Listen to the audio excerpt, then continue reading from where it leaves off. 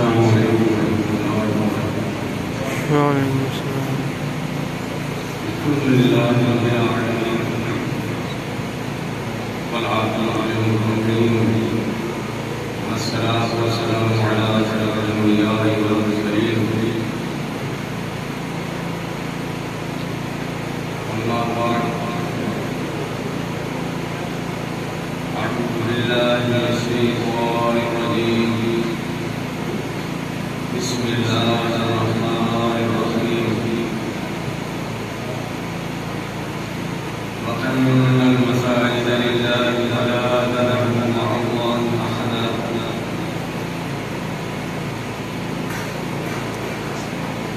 وقال النبي صلى الله عليه وسلم أحب البلاد إلى الله المساجد الحرام وأفضل البلاد إلى الله أسواقها. اللهم صل على محمد وعلى آل محمد كما صليت على إبراهيم وعلى آل إبراهيم إنك حميد مجيد.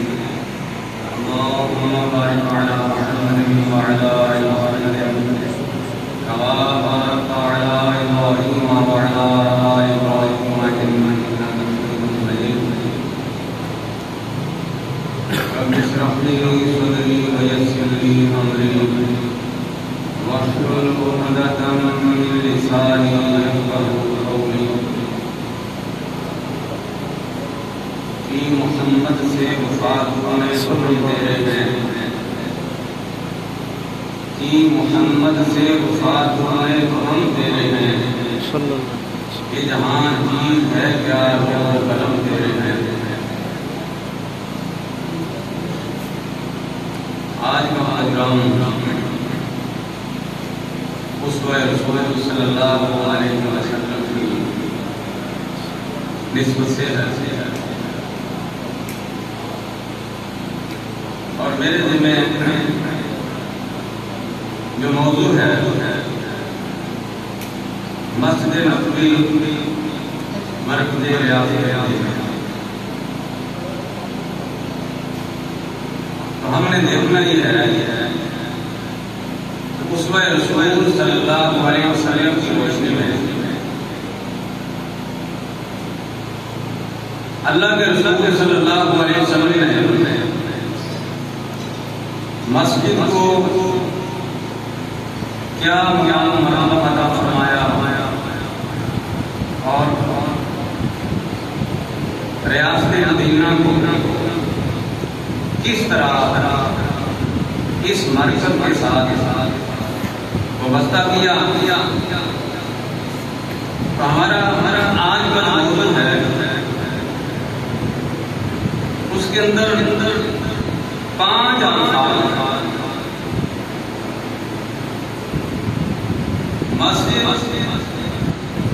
مسجد نبوی مرکز اور ریاست. تو ہم نے انہی 5 الفاظ پر گفتگو کرنی ہے. مسجد کیا ہے، مسجد نبوی کیا ہے، مرکز کسے کہتے ہیں، ریاست کیا ہے اور ریاست مدینہ کیا ہے.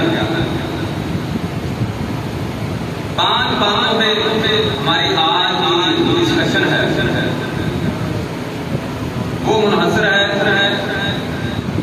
اور اس کے بعد مسجد نبوی کے 5 کردار ہیں، انشاءاللہ وہ آپ کے سامنے رکھوں گا. اور پھر تیسرے نمبر پہ 5 تجاویز ہیں اسی حوالے سے، وہ آپ کے گزار کروں گا. اور ہماری جو آج کی ڈسکشن ہے، آج کی جو گفتگو ہے، وہ اختتام پذیر ہو. تو سب سے پہلے ہم دیکھتے ہیں کہ مسجد کیا ہے.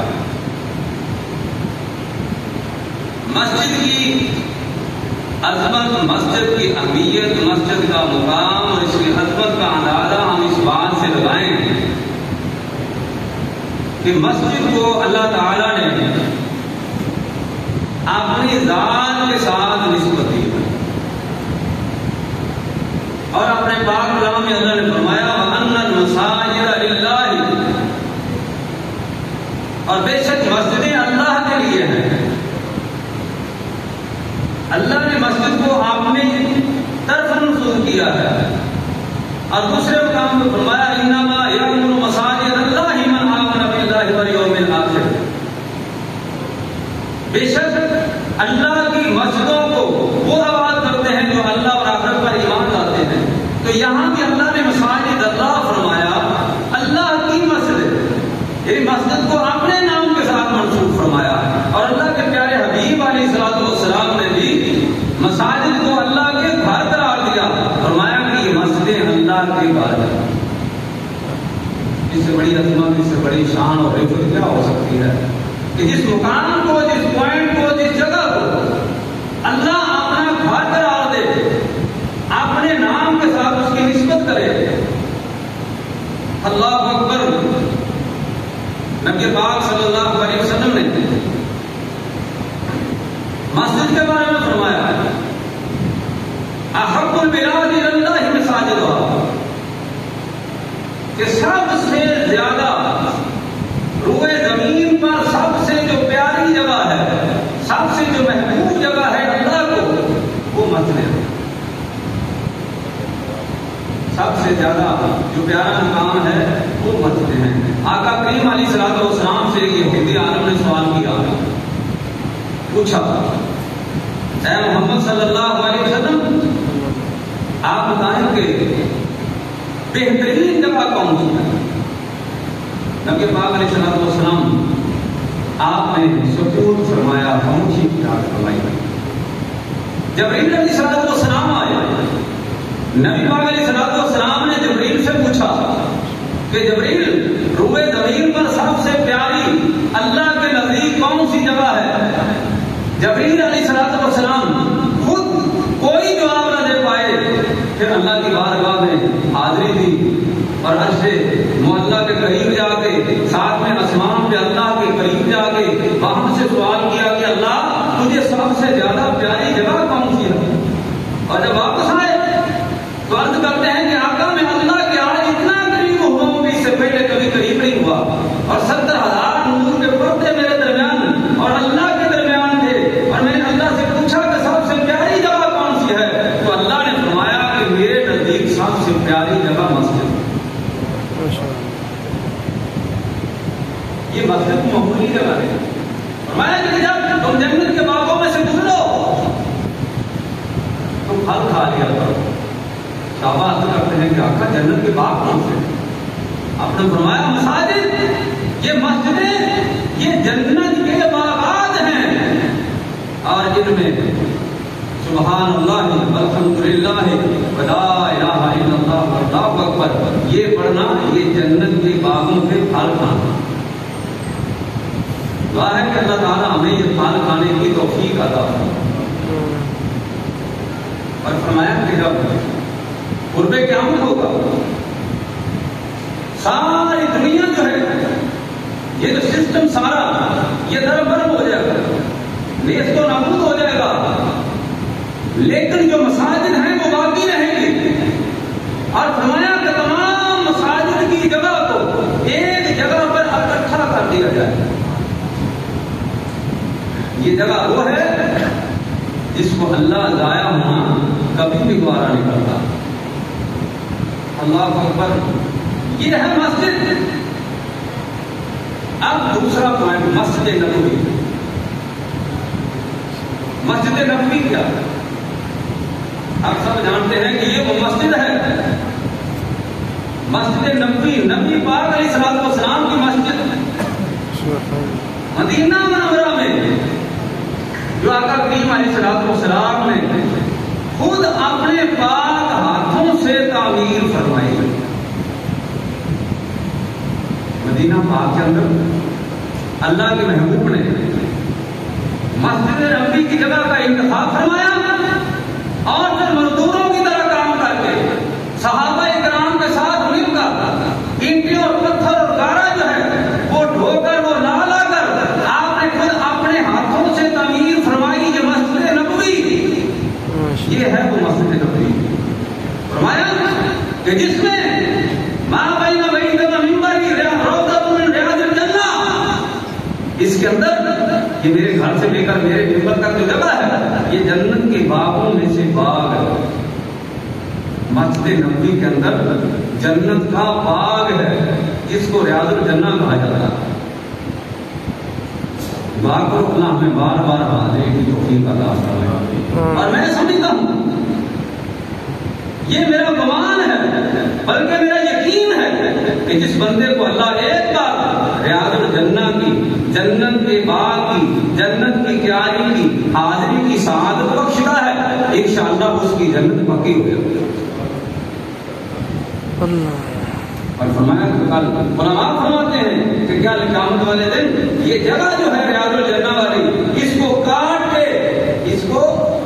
کے یہ زمین پہ ہے اس کو کاٹ کے اللہ جنت میں شامل فرماتا ہے. یہ جنت کا ٹکڑا ہے جنت سے آیا ہے اور پھر آخر جنت میں ہی چلا جاتا ہے. یہ ہے مسجد نبوی جس میں ایک نماز ہماری یہاں کی مسجد کی نماز سے ایک نماز 1000 گنا زیادہ اجر و ثواب رکھتی ہے. اور ایک حدیث مبارکہ میں آیا ابن ماجہ شریف کی حدیث اس کی صحت اپنی جگہ پہ ہے 50,000 نماز کا ثواب. یہ شان اور عظمت ہے یہ اندر ہے یہ اعزاز ہے تو صرف یہ مسجد نبوی شریف.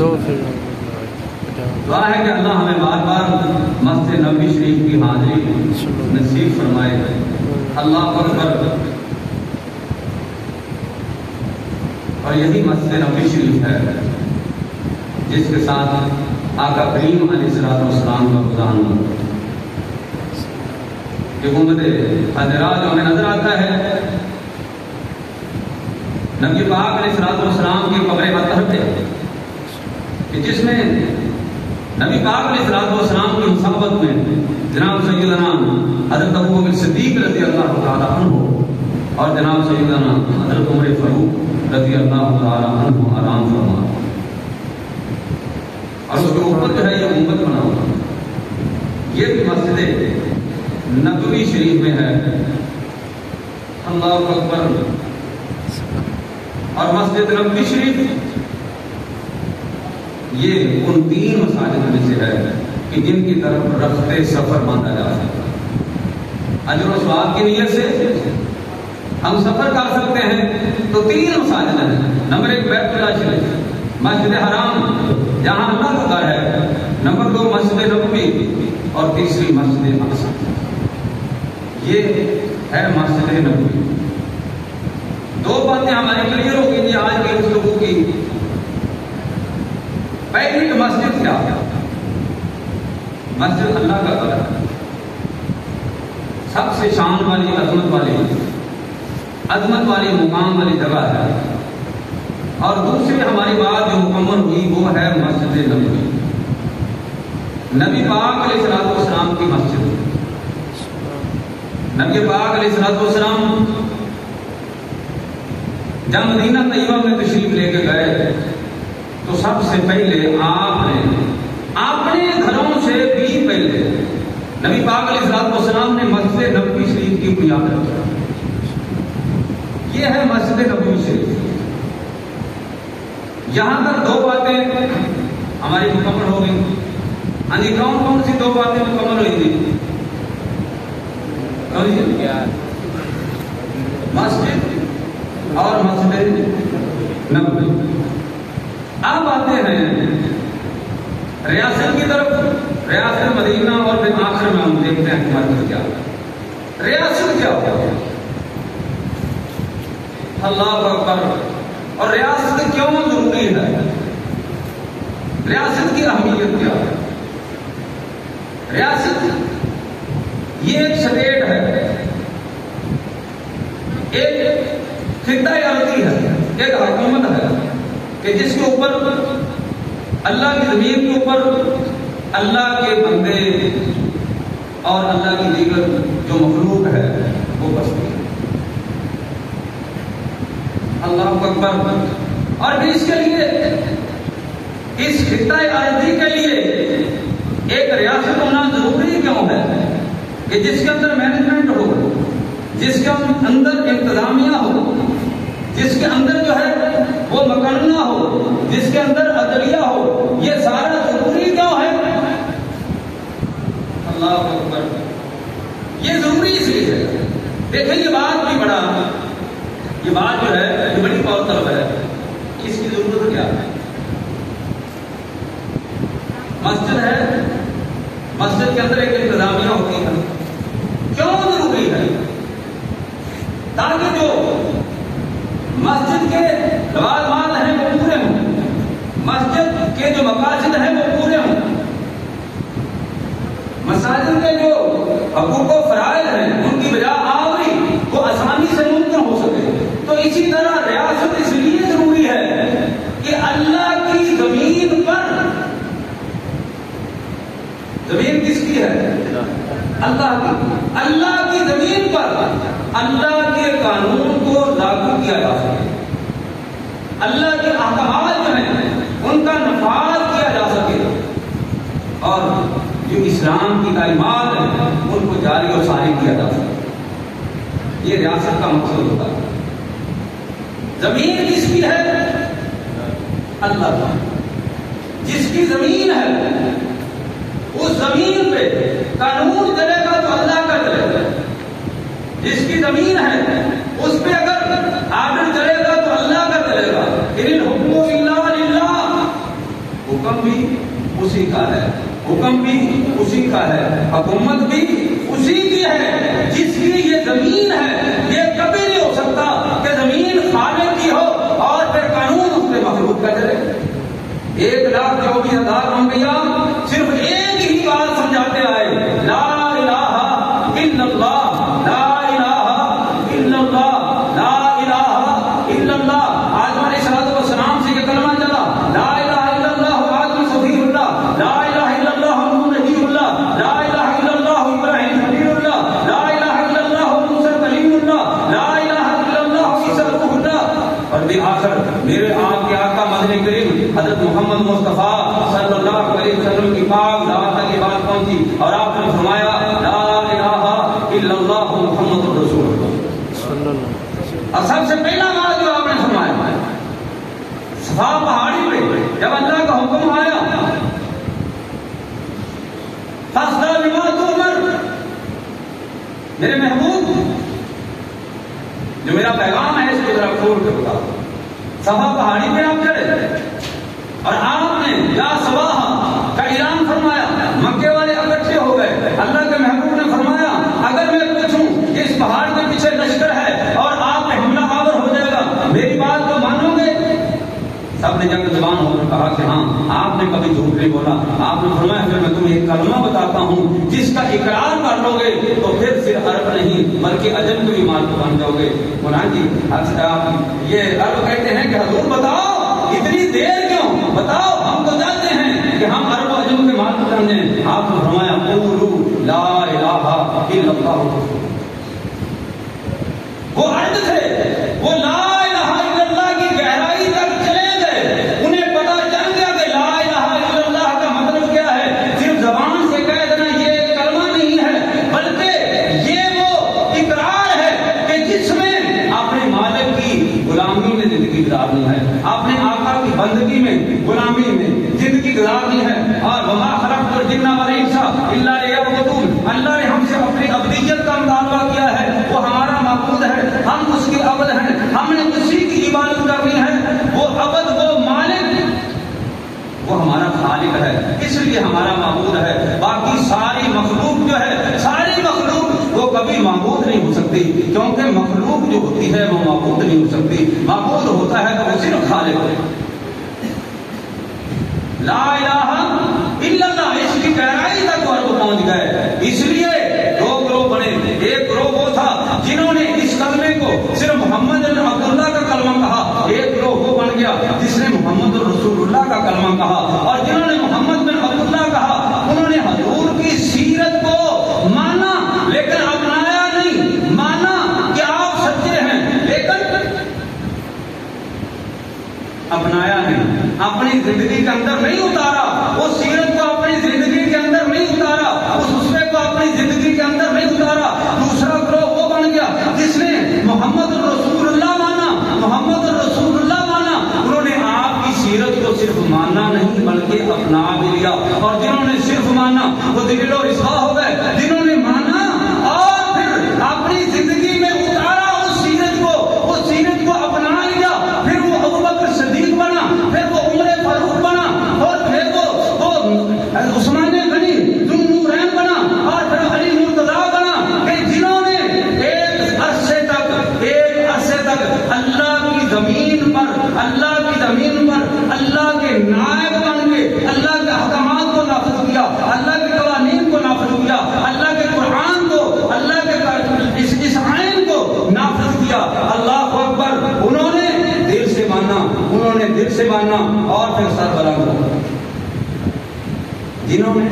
صرف مانا لیکن اپنایا نہیں. وہ ذلیل و رسوا بن گئے, وہ ابو جہل بن گیا, کوئی امیہ بن خلف بن گیا, یہ جناب عتبہ شیبہ بن گئے, اور جنہوں نے مانا وہ ابو بکر صدیق بن گئے, وہ عمر فاروق عثمان ذو النورین اور علی مرتضیٰ بن گئے. اللہ اکبر.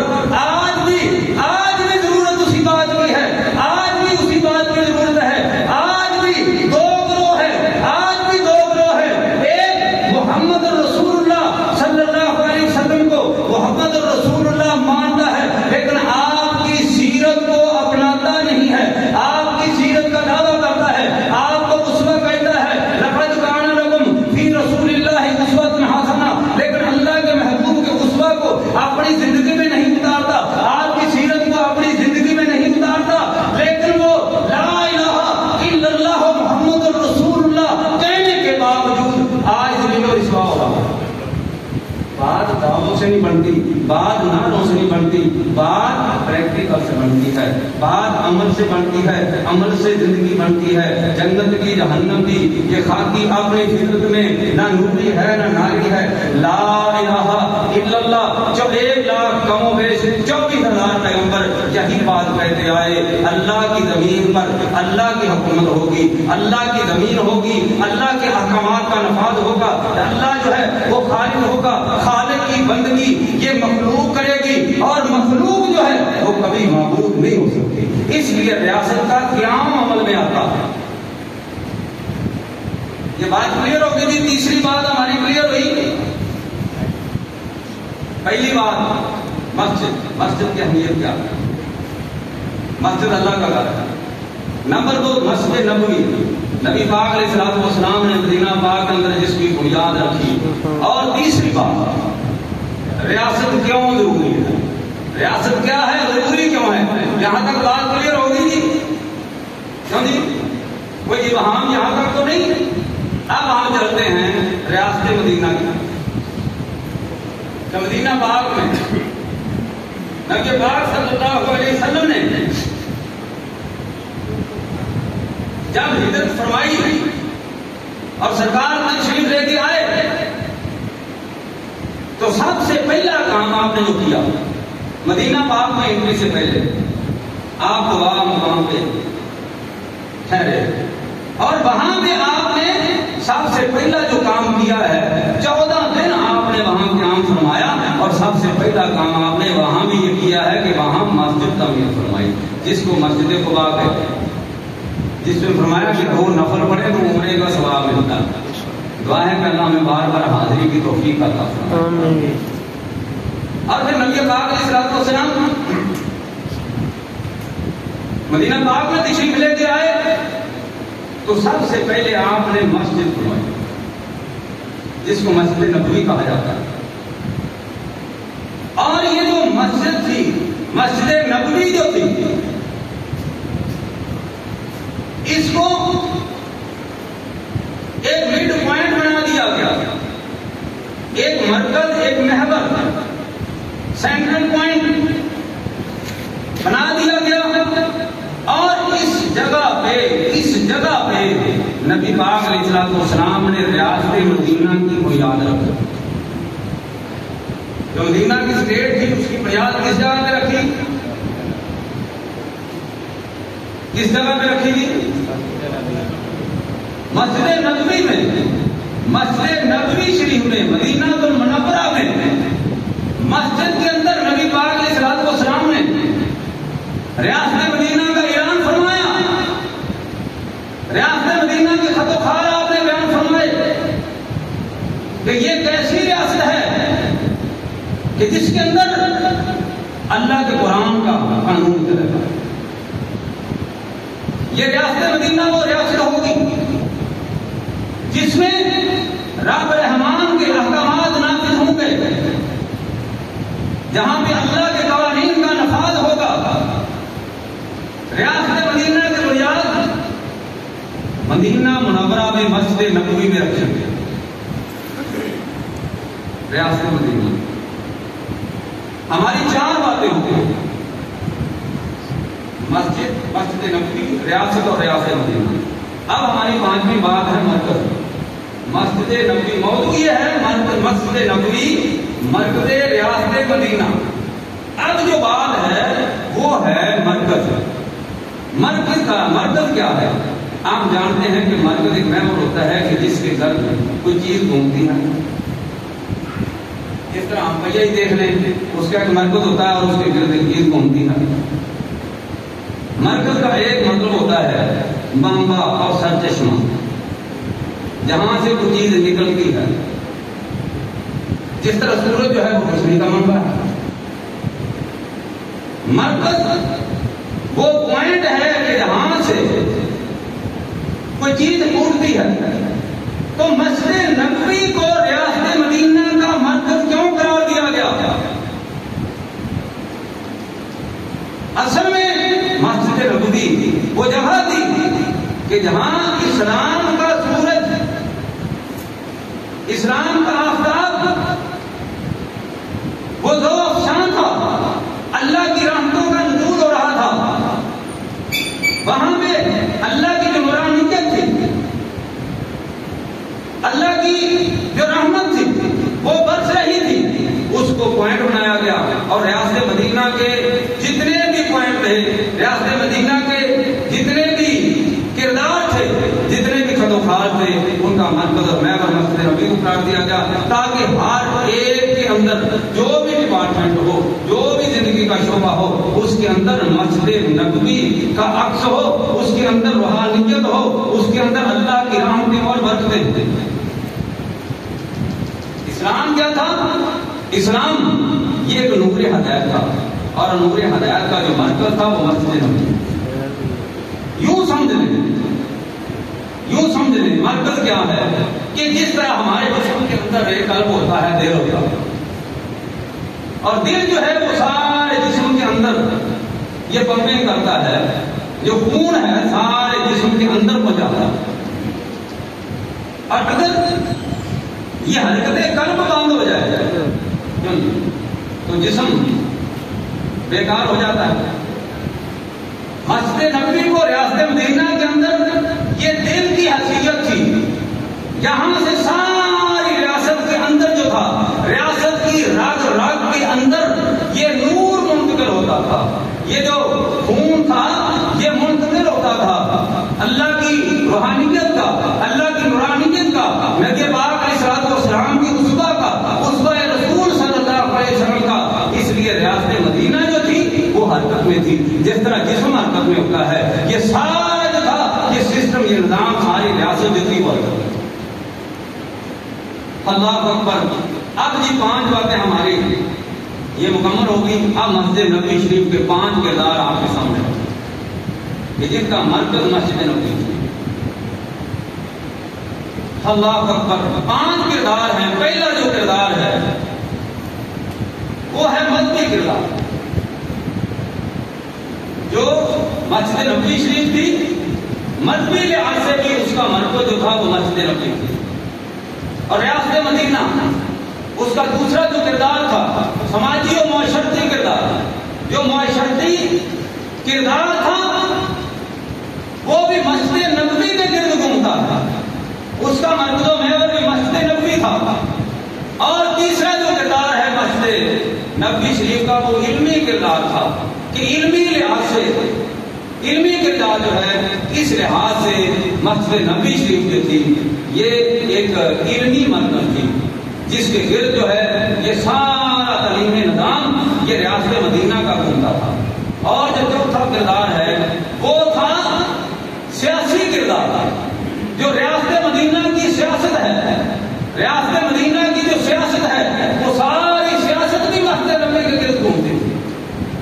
اور سیاست کا کوئی ایک شعبہ بھی ایسا نہیں تھا کہ جس کو علیحدہ سے ایک چیز سمجھا گیا ہو، جس کا علیحدہ سے کوئی وجود ہو. سیاست کا ریاست کے کوئی علیحدہ وجود ہو نہیں، ریاست کا مرکز مسجد نبوی کو قرار دیا گیا تاکہ یہ بات عام ہو جائے، لوگوں کو یہ بات کا پتہ چل جائے کہ جو سیاست ہے، جو ریاست ہے، ریاست کی جو سیاست ہے وہ دین سے علیحدہ کوئی چیز نہیں. علامہ اقبال رحمۃ اللہ علیہ نے اسی لیے فرمایا تھا جدا ہو دین سیاست سے تو رہ جاتی ہے جنگیں دین. آج ہم نے جو تصور ہمارے ذہن میں آ گیا ہے کہ ریاست بڑی گندی، یہ سیاست جو ہے بڑی گندی چیز ہے. جناب یہ مولویوں کا کیا کام ہے جی؟ یہ سیاست کے ساتھ ہی مولویوں کا کیا کام ہے؟ یہی تصور جو ہے ہمارے اندر یہ غلط فہمی پیدا کی ہوئی ہے. اس لیے نبی پاک علیہ الصلوۃ والسلام نے ریاست مدینہ کی سیاست کو بھی مسجد نبوی مرکز بنایا. جہاں ریاست مدینہ کی سیاست کا بھی مرکز تھا تو مسجد نبوی تھی. اللہ اکبر. اور آج جو ہے ہماری مساجد کا کردار ویسے ہوتا ہے. اللہ اکبر. ریاست مدینہ یہ پارلیمنٹ ہاؤس تھا، یہ ایک مجلس شورا تھا، یہ کیوں تھا جس کے اندر ریاست کے سارے معاملات جو ہیں اس ان کو طے کیا جاتا. یہ ریاست جو تھی یہ ایک سپریم کورٹ تھی، عدلیہ تھی، جس کے اندر سارے فیصلے کیے جاتے. جتنے بھی تنازعات تھے، جتنے بھی عدالتی احکامات تھے، جتنے بھی یہ جھگڑے تھے اور جتنے بھی معاملات تھے، ان کا فیصلہ مسجد نبوی شریف کے اندر کیا جاتا. حدود کا نفاذ جو تھا وہ مسجد نبوی شریف کے اندر کیا جاتا. یہ جناب بنو مخزوم کی جو عورت فاطمہ نامی رضی اللہ تعالی عنہا، جن کا ہم نے بارہا یہ واقعہ سنا ہوا ہے کہ انہوں نے چوری کے ہاتھ کاٹنے کی سزا جو آپ نے مقرر فرمائی، اور آپ نے فرمایا اگر میری بیٹی فاطمہ بھی چوری کرتی تو محمد صلی اللہ علیہ وسلم اس کا بھی ہاتھ کاٹ دیتا. یہ فیصلہ جو تھا یہ بھی مسجد نبوی شریف میں. علیحدہ سے کوئی عدالت نہیں تھی، علیحدہ سے کوئی ہائی کورٹ، کوئی سپریم کورٹ نہیں تھی. اس کا جو مرکز تھا وہ مسجد نبوی شریف ہے. اللہ اکبر. اور مسجد نبوی شریف کے اندر سیاسی ملاقات ہوتی. سفارت خانہ مسجد نبوی تھی. باہر کے وفود آتے تو نبی پاک علیہ الصلوۃ والسلام کے ساتھ مسجد نبوی میں ملاقات ہوتی. یہ ہم نے سنا ہوا ہے یہ نجران کے عیسائیوں کا یہ قافلہ آ گیا، بنی سلیف کا ایک وفد آیا، یہ ان کے ساتھ جب مباحثہ ہوا نجران کے ساتھ، اور باقی جو ہے نا معاملات یہ مسجد نبوی شریف میں کھڑے ہوتے. اور مسجد نبوی شریف کے اندر 8 ستون تھے. اس وقت کھجور کے دروں کے تھے، آج جو ہیں وہ کنکریٹ کے بن گئے ہیں، سنگ مرمر کے بن گئے ہیں، اور وہ ریاض الجنہ جو اس کے اندر ہیں. دعا کرو اللہ ہمیں حاضری کی توفیق عطا فرمائے. ان میں ایک جو پلر تھا نا، ایک جو ستون تھا اس کا نام تھا وفود. اس کا نام تھا وفود، استوانہ وفود، یعنی وفدوں والا وہ پلر تھا. جب وہ وفد آتا تو ایک پوائنٹ بنایا گیا تھا، تو اس کے ساتھ جو ہے وہاں بیٹھ کے نبی پاک علیہ السلام نے وفدوں سے ملاقات کی. یعنی ریاست مدینہ کا جو مرکز تھا، ریاست مدینہ کا، اور پھر سیاست مدینہ کا جو مرکز تھا وہ مسجد نبوی. اللہ اکبر. اور 5واں جو کردار ہے مسجد نبوی شریف کا وہ تھا عسکری کردار. اور شاید یہ بات سن کے ہم بڑے حیران ہوئے کہ مسجد جو ہے اس کا کوئی عسکری کردار بھی ہوتا ہے، کوئی جنگی کردار بھی ہوتا ہے. ریاست مدینہ کے اندر جو جہاد تھا، جہاد اس کو جو ہے یہ بحران قرار دیا گیا ہے. یہ چھت ہے، یہ پورے ارکان اسلام کی، اسلام کے جتنے پلر ہیں یہ ان کی چھت ہے، ان کی بحران ہے، یہ ان کی حفاظت کے لیے ہے. اور جہاد اس لیے قیامت تک جاری رہے گا. یہ مسجد نبوی شریف تھی جس کے اندر یہ جو عسکری جو قیادت تھی اس کو تیار کیا جاتا. اور مسجد نبوی شریف جو عسکری جو محور تھا اس کو بھی مسجد نبوی شریف بنایا گیا. اور یہاں تک کہ مسجد نبوی شریف کے اندر یہ ٹریننگ دی جاتی، ٹریننگ سینٹر تھا مسجد نبوی شریف. ریاست مدینہ کے اندر جو عسکری ونگ تھا اس کا ٹریننگ سینٹر کون سا تھا؟ مسجد نبوی شریف. اور عائشہ صدیقہ رضی اللہ تعالی عنہا آپ فرماتی ہیں لقد رأیت رسول اللہ اللہ صلی اللہ علیہ وسلم یومن علی باب حجرتی اور حبشہ یرعون، ایک روایت میں آتا ہے یرعون بحرابہم، حضرت عائشہ صدیقہ رضی اللہ تعالیٰ عنہ بیان فرماتی ہیں کہ میں نے دیکھا اللہ کے رسول صلی اللہ علیہ وسلم آپ تشریف فرما ہیں، آپ دروازے پہ ہیں اور مسجد کے اندر جو حبشی ہیں وہ اپنے نیزوں کے ساتھ کھیل رہے ہیں، اللہ کے محبوب نے مجھے اپنی چادر میں لپیٹا تاکہ میں بھی ان کے کھیل کو دیکھ سکوں۔ یہ کردار ہے ریاست مدینہ کے اندر مسجد نبوی شریف کا، اللہ اکبر۔ اور مسجد نبوی شریف جو تھی اس کا ایک کردار عسکری لحاظ سے یہ جیل کا بھی تھا، جو جنگی قیدی آتے ہیں ان کو مسجد کے پیلروں کے ساتھ باندھا جاتا ہے، اور سمامہ بن مسعود جو بعد میں مسلمان ہو گئے رضی اللہ تعالیٰ عنہ، بنو حنیفہ کے سردار جو تھے امامہ کے، ان کو صحابہ نے پکڑا اور پھر ان کو مسجد نبوی شریف کے پیلر کے ساتھ باندھا۔ نبی پاک علیہ الصلوۃ والسلام نے ان کے لیے خصوصی طور پہ یہ اعلان فرمایا کہ ان کی خدمت و مدارت کی جائے۔ وہ کیونکہ سردار تھا، ایک دن آپ آئے، آپ نے حوال پوچھا، لیکن انہوں نے جو ہے وہ کوئی اچھا ریسپانس نہیں دیا۔ اگلے دن پھر آئے، حضور نے پھر اسی طرح، تیسرا دن پھر ہوا، آپ فرمایا اس کو چھوڑ دو، لیکن جب ان کو چھوڑا وہ دوڑے۔ سمامہ میں اصحاب کہتے ہیں کہ میرے قدم جو تھے وہ یمامہ کی طرف دوڑتے تھے، لیکن میرا دل محمد رسول اللہ کی طرف، اور پھر آ کر واپس مڑے اور کلمہ پڑھ کے مسلمان ہو گئے۔ تو یہ جیل خانہ جو تھا یہ مسجد نبوی شریف عسکری وین کا یہ بھی ایک حصہ تھا۔ اور تیسرا کردار جو ہے ہسپتال کا، زخمیوں کے علاج کے لیے بھی یہ مسجد نبوی شریف کے اندر اہتمام کیا جاتا، یہ خیمے لگائے جاتے۔ حضرت سعد بن معاذ رضی اللہ تعالیٰ عنہ جنگ خیبر سمندر میں جب زخمی ہوئے حضور نے خود ان کا خیمہ لگوایا، اور اسی طرح اور دوسرے بنو غفار کے جو لوگ تھے ان کے لیے آپ نے علیحدہ خیمہ لگایا۔ تو اسی طرح یہ اسپتال کا کام بھی مسجد نبوی شریف کے اندر ہوتا، یعنی ریاست مدینہ کا یہ جو عسکری ونگ تھا اس کے اندر یہ ہاسپٹل کا جو کردار تھا یہ بھی مسجد نبوی شریف جو ہے وہ ادا ہوتا۔ اللہ اکبر۔ تو 5 باتیں ہو گئی، 5 کردار ہو گئے۔ نمبر 1 مسجد کردار، مسجد نبوی شریف ایک عبادت گاہ کے طور پر استعمال، ریاست مدینہ کی عبادت گاہ کے طور پر یہ مرکز بنا۔ نمبر 2 یہ معاشرتی کردار، معاشرتی جتنے معاملات تھے ان کا مرکز جو تھا ریاست مدینہ کے معاشرتی معاملات کا وہ مسجد نبوی شریف بنی۔ اور تیسرا جو علمی کردار تھا یہ یونیورسٹی سب سے پہلے یہ نبی پاک علیہ الصلوۃ والسلام نے بنائی، اور جامعہ اسلامیہ کی کلاسیں آج بھی کئی کلاسیں مسجد نبوی شریف میں ہوتے ہیں، یعنی علمی کردار بھی تھا۔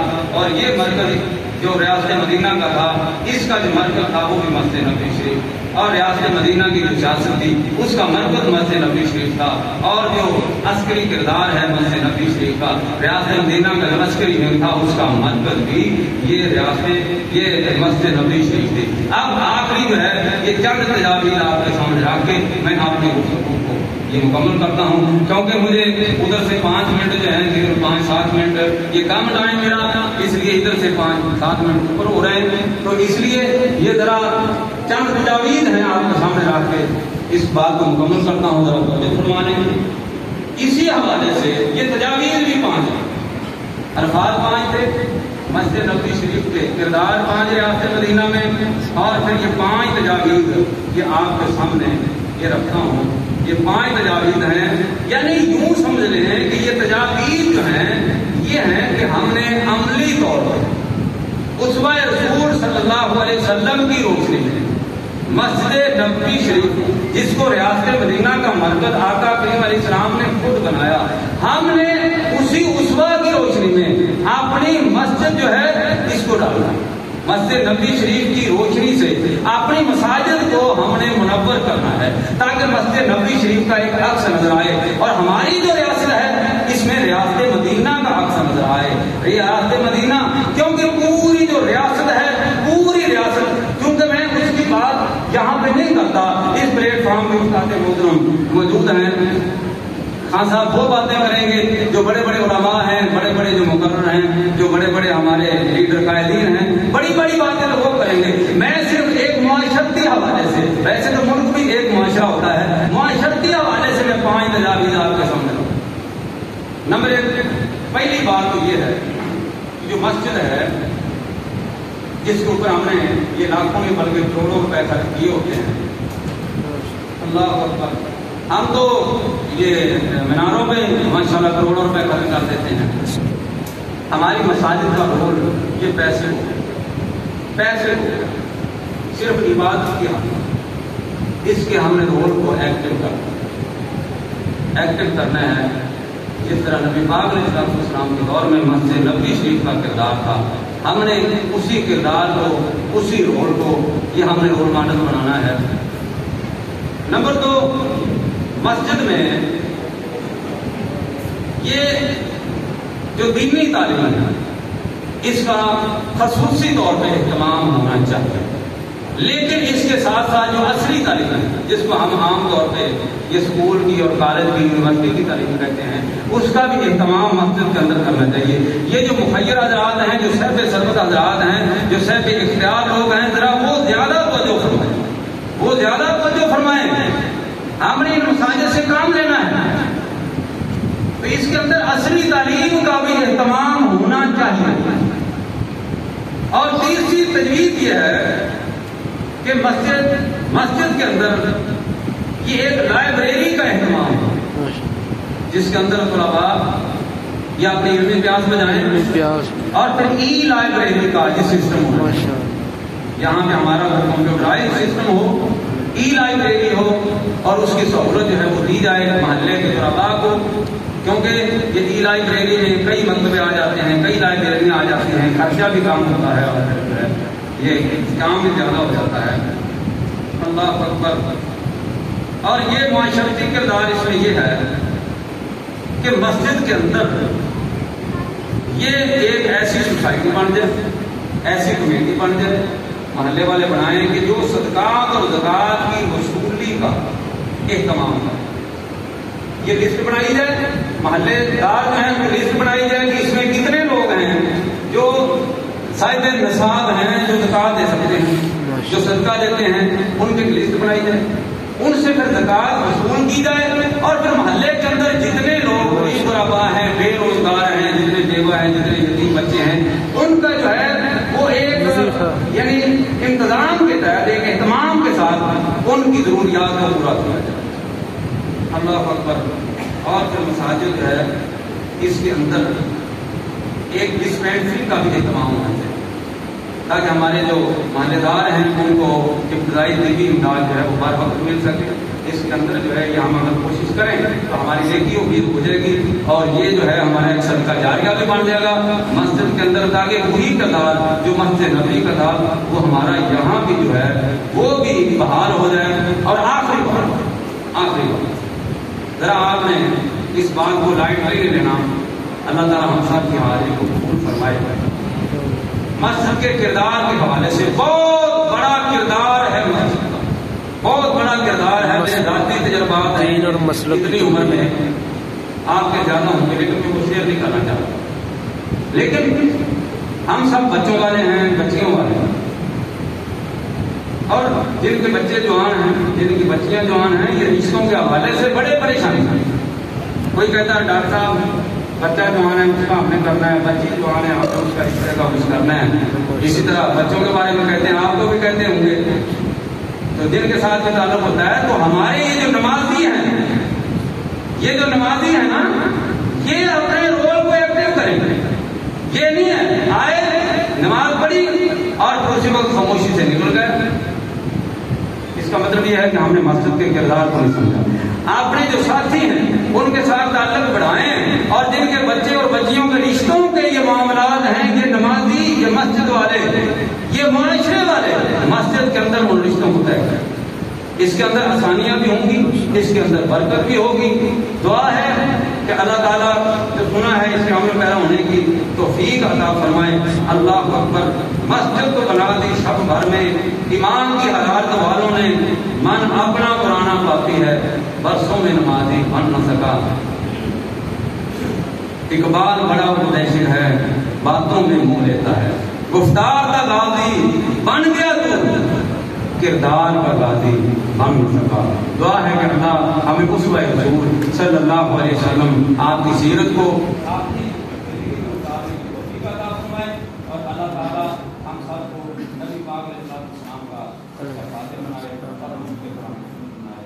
سچا محب بنایا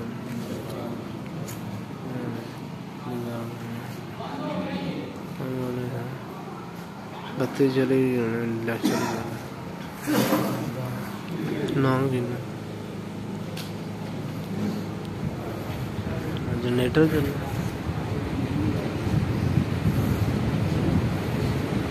جنریٹر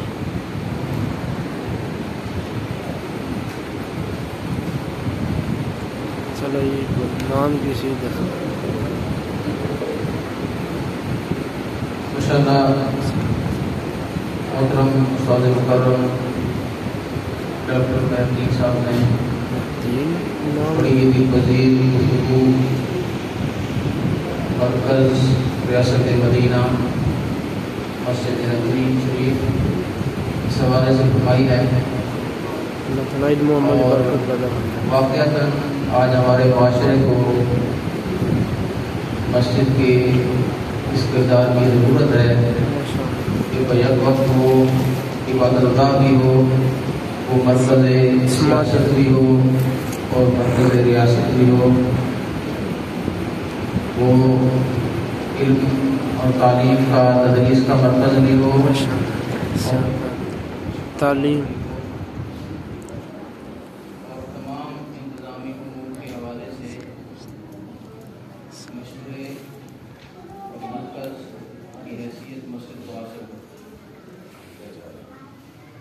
تو یہ موضوع اس لیے رکھا گیا کہ ہمارے ہاں چونکہ مسجد کو صرف عبادت خانے تک محدود سمجھا جاتا ہے اور یہاں تک کہ مسجد کے اندر اور گفتگو کرنا بھی لوگ گناہ سمجھتے ہیں اور بچوں کا داخلہ بھی ممنوع سمجھتے ہیں۔ ہم یہ سمجھتے ہیں کہ مسجد جو ہے بس اس کے اندر صرف پوجا پاٹ، ہم لوگ جو بزرگ ہو گئے ہیں، جو 1.5 عمر کو پہنچے ہوئے ہیں یا نوجوانوں کو بھی تو ڈانٹتے رہتے ہیں، بس صرف ہمارا ہی حال رہتا ہے۔ تو مسجد جو ہے وہ اسلامی معاشرے کا مرکز ہوتی ہے، اس کے اندر بچے بھی، بوڑھے بھی، جوان بھی عورتیں اور بزرگ بھی، خواتین بھی، یہ سب کے لیے جو ہے مسجد مرکز ہے اور ہر لحاظ سے مرکز ہے۔ بہت ہی دل پذیر گفتگو ہوئی۔ اللہ سے ہم دعا کرتے ہیں کہ اللہ تعالیٰ ہمیں سمجھنے کے بعد اس پر عمل کرنے کی توفیق عطا فرمائے۔ محترم پروفیسر روحتر علی صاحب کسی تعارف کے محتاج نہیں ہیں، ہر سال ہماری